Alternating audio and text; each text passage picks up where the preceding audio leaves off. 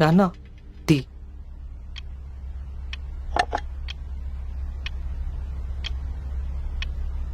మీ స్కూల్లో ఆడపిల్లలు ఉన్నారా?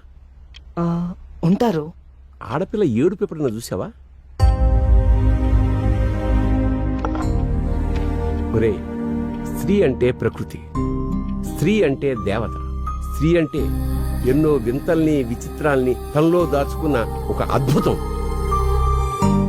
నీకర్థం కానంత మాత్రాన స్త్రీ విలువ తగ్గదు. కాబట్టి స్త్రీని అర్థం చేసుకోవడానికి ప్రయత్నించు. ప్రయత్నించినా అర్థం కాదు. నువ్వు జీవితంలో ఏమీ సాధించక్కర్లేదు. స్త్రీని గౌరవించు, ఆరాధించు. నీ జీవితంలోకి సంతోషం తనంతట తానే వచ్చి చేరుతుంది. స్త్రీని ఎప్పుడూ అవహేళన చేయకు. చేస్తే సర్వనాశనం అయిపోతాం. మళ్ళీ చెప్తున్నా, స్త్రీ అంటే ప్రకృతి. ప్రకృతిని అవమానిస్తే ప్రళయం సంభవిస్తుంది. జాగ్రత్త.